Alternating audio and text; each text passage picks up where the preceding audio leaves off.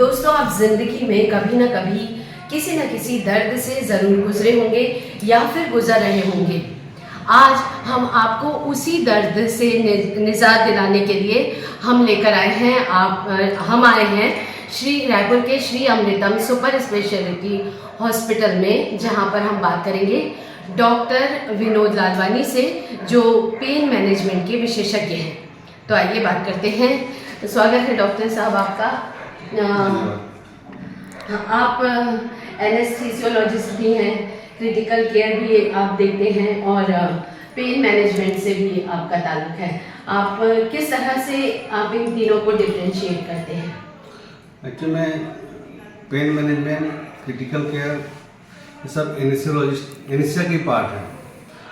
Basic degree anaesthesiologist आदमी जब कर लेता है तो क्रिटिकल केयर में पोस्टिंग लगती है, उसे क्रिटिकल केयर का नॉलेज उसको 100% हो जाता है। पेन मैनेजमेंट एक अलग से कोर्स होता है जो कि मैंने किया हुआ है। कलकत्ता दर्दिया पेन मैनेजमेंट पेन क्लिनिक है, डॉक्टर गौतम दास के सुपरविजन में मैंने वहाँ कोर्स किया हुआ है। मैंने पिछले 10-12 साल से ये प्रैक्टिस कर रहा हूँ जी। और मेरे पेशेंट बहुत सेटिस्फाई होकर जाते हैं। बहुत सारे पेशेंट जिनको सर्जरी की रिक्वायरमेंट रहती है तो सर्जरी तो होती होंगी, कई पेशेंट सर्जरी के लिए नहीं मानते हैं, तो उनके लिए हम क्यों निडल से, रेडियो फ्रिक्वेंसी एब्रेशन से, स्टेरॉयड से पेन को निजात दिलाते हैं। तो सर्जरी से काफ़ी समय तक बचाव हो जाता है। और जिस पेशेंट को सर्जरी की 100% नीड है उसको तो बाईपास नहीं कर सकते अपन। और रही बात आप क्रिटिकल केयर और एनेस्थीसिया की बात कर रही हैं जी। तो क्रिटिकल केयर क्या चीज़ है? कोई भी पेशेंट अगर क्रिटिकल है जी। मतलब उसके जिसके वाइटल्स ठीक नहीं है, वाइटल्स मतलब कमज़ोर है, जिसका बीपी नहीं है, जिसका पल्स नहीं आ रहा है, जो सेप्सिस में है, पूरे बॉडी में इन्फेक्शन बहुत ज़्यादा है मरीज को, ये सब पेशेंट क्रिटिकल कहे जाते हैं। उसका मैनेजमेंट भी एनेस्थीसियोलॉजी जो है ना सबसे पहले करता है। और किसी भी डिजीज़ को, क्रिटिकल केस को हैंडल करने के लिए 3 पार्ट होते हैं बॉडी के जिसको मैनेज करना बहुत इम्पोर्टेंट होता है। एक एयरवे रहता है जिससे सांस लेते हैं अपन, ब्रीदिंग रहता है जिससे हम फेफड़े चलते हैं, तीसरा जो है हार्ट रहता है। ये तीनों चीज़ को मैनेजमेंट का काम क्रिटिकल केयर में किया जाता है, जो कि हर एनेस्थीसियोलॉजिस्ट इस कार्य को करने में सक्षम रहता है। पर क्रिटिकल केयर इसके अलावा ही बहुत बड़ा वास्ट कोर्स होता है, जिसको लोग अभी 3 साल का डिग्री कोर्स हो गया। एमबीबीएस के बाद पहले एनेस्थीसिया होता था, फिर क्रिटिकल केयर होता था। अभी डायरेक्ट एमबीबीएस के बाद लोग क्रिटिकल केयर का कोर्स करते हैं, 3 साल का कोर्स करते हैं जी। हमारे समय में उस समय कोर्स चालू नहीं हुआ था जी। हमने 5 साल 7 साल तक क्रिटिकल केयर में काम किया और उस अनुभव के अनुसार ही आज क्रिटिकल केयर हम लोग कर रहे हैं। हमारी टीम है क्रिटिकल केयर की हमारे हॉस्पिटल में, उसमें फिजिशियन है, 3 फिजिशियन मेरे साथ हैं, एक इंटेंसिविस्ट मेरे साथ है, मैं खुद हूँ। ये हम टीम वर्क से हम क्रिटिकल केयर हमारे अमृतम हॉस्पिटल का संभाल। सर, आज खास तौर पर हम बात करेंगे पेन मैनेजमेंट की। तो ये पेन किलर से बेहतर है क्या पेन मैनेजमेंट? किस तरह से ये पेन किलर भी देकर ठीक किया जाता है, तो किस तरह से? नहीं, पेन मैनेजमेंट में मल्टीपल तरीके से हम ट्रीटमेंट करते हैं जी। किसी मरीज को अगर दर्द हुआ है तो प्राइमरी एम तो हमारा एनाल्जेसिक ड्रग देके, मतलब पेन किलर इसको बोल देते हैं, एनाल्जेसिक ड्रग देके उस पेन को कम किया जाता है। बट सबसे पहले उसका कारण ढूंढना पड़ता है हमको कि पेन हो क्यों रहा है। जनरली पेन क्यों तो आपको मेडिकल स्टोर में मिल जाएगी, अब बोलेंगे दर्द कम करने की दवाई दीजिए, दे देंगे। अब दर्द की दवाई खाएंगे, कुछ समय के लिए दर्द ठीक होगा और फिर दर्द हो जाएगा। तो पेन मैनेजमेंट हमको सबसे पहले पेशेंट को दर्द का कारण ढूंढना पड़ता है। वो दर्द का कारण पता होने के बाद हमारा रोज शुरू होता है। किसी भी पेन मैनेजमेंट का ट्रीटमेंट, किसी मरीज के पेन को मैनेज करने के 3 स्टेप्स होते हैं। प्राइमरी स्टेप, मरीज को पहले दवाइयाँ देना, पहले लो मतलब कम पावर वाली दवाई देते हैं हम लोग, थोड़ा फिर बाद में पावर बढ़ाया जाता है। उसके बाद अगर ठीक नहीं हो रहा है तो इंटरवेंशन किया जाता है। इंटरवेंशन मतलब नीडल के थ्रू करते हैं। कुछ मशीनें होती हैं हमारे पास, रेडियो फ्रिक्वेंसी एब्रेशन है, ओजोन मशीन है, कुछ मेडिसिन है, ये सब को नीडल के थ्रू हम प्रॉपर जगह पे इंजेक्ट करके मरीज का पेन का निवारण करते हैं। अच्छा, ये किस प्रकार के दर्द के लिए किस तरह की आप व्यवस्था देते हैं पेन मैनेजमेंट की? पेन मैनेजमेंट में मरीज की हर पेन का इलाज हमारे पास है। सिंपल मरीज को अगर हेडेक है तो हेडेक भी बहुत प्रकार के होता है। अच्छा। टेंशन हेडेक है ना, फ्रंटल हेडेक। हाँ, इस बारे में भी कि 2 तरह के मतलब दर्द होते हैं, एक एक्यूट होता है, एक क्रॉनिक होता है। 2 प्रकार के दर्द होते हैं। एक्यूट मतलब तुरंत 6 महीने से पहले अगर कम समय चल रहा है मरीज का दर्द तो उसको एक्यूट पेन बोलते हैं। 6 महीने से बाद में चल रहा है तो उसको क्रोनिक पेन बोलते हैं। तो एक्यूट पेन का इलाज हम प्राइमरी मेडिसिन से करते हैं। क्रोनिक पेन का होता है तो फिर इंटरवेंशन से करते हैं। पेन भी 2 प्रकार के होते हैं, एक न्यूरोपैथिक पेन होता है, एक नॉसिसेप्टिव पेन होता है। तो किस प्रकार का पेन है उस हिसाब से फिर आगे पेन का इलाज किया जाता है।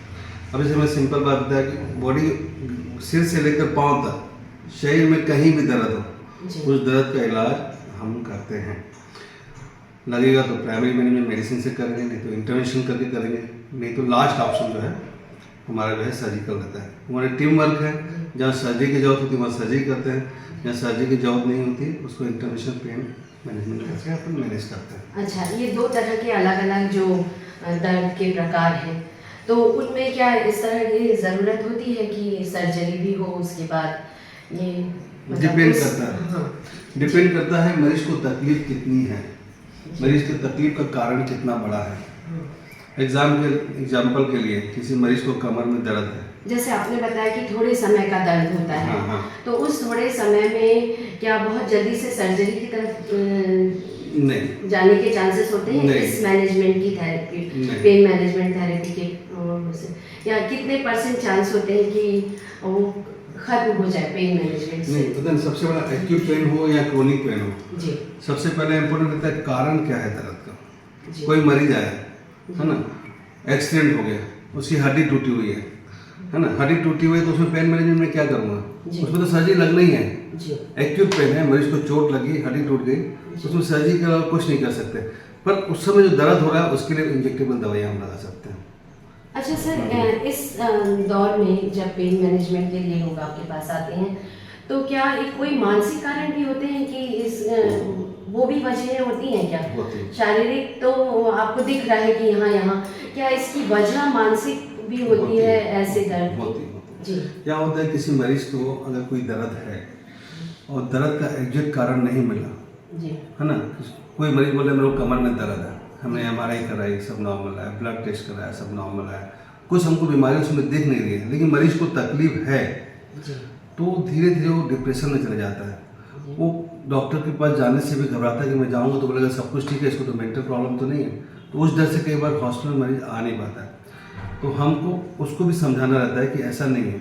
अगर मरीज सर मेरे ख्याल से इस तरह के मरीज आजकल ज्यादा बढ़ रहे हैं, यानी ये समस्याएं आजकल ज्यादा हो रही हैं शायद। लेकिन ऐसा है कि अगर कोई मरीज बोल रहा है कि मुझे दर्द है, जी, भले हमारे इन्वेस्टिगेशन रिपोर्ट में नॉर्मल रिपोर्ट आ रही है, अगर पेशेंट बोल रहा है मेरे को पेन है, तो हमारे टीचर ने हमको ये समझाया था कि पेशेंट कंप्लेन कर रहा है मुझे दर्द है तो मतलब उसको प्रॉब्लम है।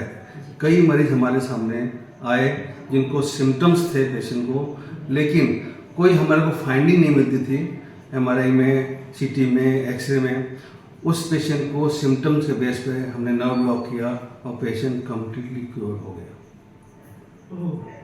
ऐसे पेशेंट भी हमारे पास आते हैं। कई पेशेंट आते हैं बताते साहब हमको दर्द जो है ना कमर में है, जो लेफ्ट साइड जो है ना पैर में जा रहा है। हम सब इन्वेस्टिगेशन कराते हैं, इन्वेस्टिगेशन से पता चलता है हमारी डिस्क जो है दाएं साइड की बढ़ी हुई है, लेकिन मरीज को दर्द बाएं साइड आ रहा है। तो ऐसी कंडीशन में हम ढूंढते हैं कि कारण क्या है। एक पेशेंट हमारे पास आया था, इसमें मेरे सर्जन हमारे कलीग हैं, उन्होंने बताया विनोद यार देखो ये पेशेंट जो है सर्जिकल दिख रहा है लेकिन सर्जरी करने पर फायदा नहीं मिलेगा इसको, इसका डिस्क राइट साइड दिख रहा है और इसका सिम्टम्स लेफ्ट साइड है। अगर MRI की रिपोर्ट के अनुसार हम सर्जरी कर देंगे तो पेशेंट को तो राइट साइड तो तकलीफ है ही नहीं, तो आप बताइए क्या करना चाहिए। तो हमारी टीम वर्क है, हम टीम में काम करते हैं, मेरे न्यूरोसर्जन कलीग हैं। तो हमने उस पेशेंट को फिर डायग्नोसिस बनाया क्लिनिकल बेस पे, एक पेरिफेरल सिंड्रोम होता है वो आया। हमने पेशेंट झुकते हुए दर्द के कारण कराते हुए OT के अंदर हमारे साथ घुसा था, हमने उसको एक ब्लॉक लगाया पेरिफेरल ब्लॉक, वो सीधा खड़े होकर OT से बाहर निकले। और वो और कोई आम आदमी नहीं था पेशेंट, हम्म, वो एक डॉक्टर की मदर थी, जी मतलब डायग्नोसिस नहीं हो पा उसके रहा बावजूद, था। हाँ, जी। तो मैं वही बताना चाह रहा हूँ, हर चीज़ जो है ना हमको इन्वेस्टिगेशन से पता नहीं चलती है, हमको सपोर्ट मिलता है इन्वेस्टिगेशन का। इन्वेस्टिगेशन रिपोर्ट और क्लिनिकल सिम्टम्स मिला के जो हमारे डॉक्टरों की टीम है जी वो मिल के हम पेन मैनेजमेंट करते हैं। पेन मैनेजमेंट को अकेला डॉक्टर नहीं करता, जी वो पूरी टीम करती है। उसमें लीडरशिप अलग अलग होती है। अगर सर्जिकल पेशेंट है, पेशेंट को फ्रैक्चर फीमर हो गया है, दर्द है, तो स्पाइन से देख के मैं दर्द कम कर दूंगा, सर्जन सर्जरी करेगा, जी। तो सर्जरी के बिना वो पेशेंट ठीक नहीं हो सकता। लेकिन जिस पेशेंट में सर्जरी की जरूरत नहीं है उसमें हम लीड करते हैं, उसमें हम पेन मैनेजमेंट के थ्रू, ब्लॉक के थ्रू, रेडियो फ्रिक्वेशन एब्लेशन के थ्रू हम उस पेन को ख़त्म करते हैं। और बहुत सारे ऐसे पेशेंट हमारे सामने आए हैं। अभी 80 साल के एक बाबा जी मेरे पास आए थे, जी 15 दिन हुआ है, जी वो सभी जगह घूम चुके थे। और चूँकि उनको हार्ट की प्रॉब्लम थी तो बहुत लोगों ने बोला इसमें इंटरवेंशन करना ठीक नहीं रहेगा, क्योंकि एक तो उम्र ज़्यादा है, फिर हार्ट की प्रॉब्लम है। तो हमारे पास आए तो फिर हमने उनको बोला भाई थोड़ी रिस्क रहेगी क्योंकि हार्ट की प्रॉब्लम है, लेकिन इतनी तकलीफ में जियो तो हम कोशिश करें, आप कंसेंट दो। तो हमने उस पेशेंट को ब्लॉक लगाया, वो भी इतना हैप्पी है कि रोज़ मेरे पास तो सुबह मॉर्निंग में गुड मॉर्निंग और एक अच्छा गीता का साल लिख के ऊपर मैसेज करते हैं। और उसने अपने रिलेटिव को 4 पेशेंट को अभी 15 दिन में भेजा है मेरे पास अच्छा ब्लॉक के लिए। मैं ये नहीं कहता कि 100% हम सक्सेस होते हैं हर प्रोसीजर में, पर हम अपनी कोशिश करते हैं और 80% तक पेशेंट सक्सेसफुल कोशिशें ही कामयाब होती हैं। हाँ जी। सर एक चीज़ और है कि जब ऑपरेशन हो जाता है, ऑपरेशन के बाद भी तकलीफ होती है, दर्द होता है, तो उस दर्द के लिए भी ये पेन मैनेजमेंट काम करता है क्या? यस करता है जी करता है। ऑपरेशन के बाद एक समय था, पहले ऑपरेशन के बाद केवल पेन किलर मेडिसिन लगा के पोस्ट ऑप का पेन ख़त्म किया जाता था, लेकिन अभी ऐसा है कि पोस्ट ऑप ऑपरेशन के दौरान ही, ऑपरेशन के एंड में हमने कुछ ब्लॉक लगा देते हैं, तो ऑपरेशन के काफ़ी लंबे समय तक पेशेंट को पेन फ्री रहता है पेशेंट। उसके बाद फिर दवाइयाँ अपना काम करना शुरू कर देती हैं और फिर 48 घंटे तक, 72 घंटे तक हमारे ब्लॉक का असर रहता है, तो पेशेंट पेन फ्री रहता है। सर, और उसके बाद में भी कई बार होता है कि 5-6 महीने, यानी ओपन हार्ट हुआ है, उसके बाद में भी 5-6 महीने तक दर्द होता है, पैरों में भी दर्द होता है, इसके लिए इसमें काम कर सकते हैं नहीं, क्या? हाँ कर सकते हैं। अब हम आपको एक बार एग्जाम्पल बता रहे हैं। एक पेशेंट का ना ओपन हार्ट सर्जरी हुआ था, जी सर्जरी हुए उनको 2 साल हुए थे।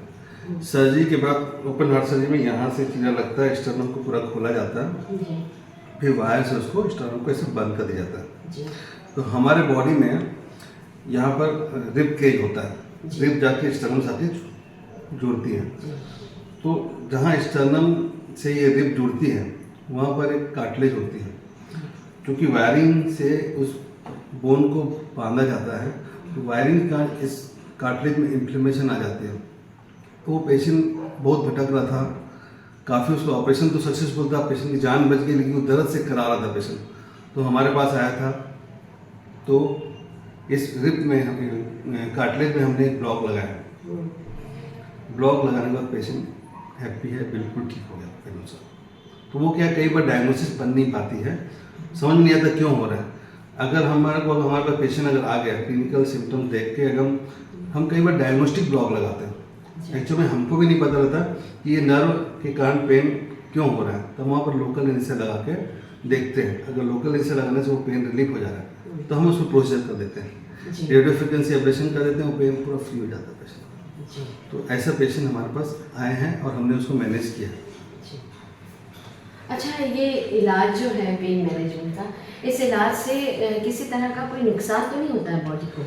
बॉडी को नुकसान उसी तरीके से होता है जैसे कोई निडल अगर आपको लगी, जी निडल लगने के कारण क्या क्या इंजरी हो सकती है। स्किन में हम एंटर किए, अंदर कोई ब्लड वेसल है उसको पंचर किए, अंदर कोई नर्व है, तो उस निडल के पाथवे में जो जो पार्ट आते हैं वो इंजरी के चांस रहते हैं। 80% 90% केसेस में ऐसा होता नहीं है। अब किसी पेशेंट को कोई ऑलरेडी कोई डिजीज़ है और हमको हिस्ट्री में प्रॉपर बताया नहीं, पेशेंट ब्लड थिनर ले रहा है, खून पतला होने की दवाई दे रही है, उसको पेशेंट को पेन है और हमको बता नहीं रहा है, और हमने उसको निडल लगा दी अंदर से पतली पतली वेसल फट गई तो हेमेटोमा बन जाता है। जी। तो वो because of proper patient history नहीं दिया, उस कारण ये कॉम्प्लिकेशन हुआ। अगर वो हमको पहले से प्रॉपर हिस्ट्री देगा तो ये कॉम्प्लिकेशन से बच सकता है। तो कई बार पेशेंट प्रॉपर हिस्ट्री देता नहीं, झूठ बोलता है कि हम नहीं खाते कोई मेडिसिन पतला करने के, क्योंकि उसको पेन है, उसको पता, कई पेशेंट को पता रहता है कि मेरे को प्रोसीजर नहीं करेंगे, तो लोग हमको झूठ बोल देते हैं, नहीं नहीं सब बिल्कुल ठीक है। जी। तो उस हिसाब से कॉम्प्लिकेशन हो सकता है। मैं आपको ये बताना चाह रहा हूँ कि मैं क्या क्या प्रोसीजर अपने श्री अमृतम हॉस्पिटल में करता हूँ, क्या क्या तकलीफ होने पर। डिटेल में नहीं बताऊँगा, उसके लिए घंटों लग जाएंगे। शॉर्टकट में बता रहा हूँ क्या क्या प्रोसीजर करता हूँ, ताकि अगर किसी मरीज को ऐसी तकलीफ हो तो मेरे से डायरेक्ट कांटेक्ट कर सकते हैं हमारे हॉस्पिटल में आके। अगर किसी पेशेंट को हेडेक है, जो सालों से दवाइयाँ खा रहा है और ठीक नहीं हो पा रहा है, तो एक बार आकर मुझसे मिले। मैं जेनिकुलर नर्व गेटोअर्कुलर नर्व ब्लॉक लगाता हूँ यहाँ पर, इससे कई पेशेंट को फ़ायदा मिला है। किसी पेशेंट को नेक पेन है, ठीक नहीं हो रहा है, सर्जरी भी हो गई, तो भी एक बार आकर मुझसे मिले। कुछ पेशेंट को चेहरे में करंट लगती है, यहाँ से करंट लगती है, चेहरे में करंट लगती है, उनको पता नहीं चलता करंट क्यों लग रही है। सीवियर शूटिंग पेन होता है, यहाँ से नाक से लेकर यहाँ तक एक आधे चेहरे में दर्द होता है, झुंझुनी आती है, उनको समझ में नहीं आता है क्यों हो रहा है।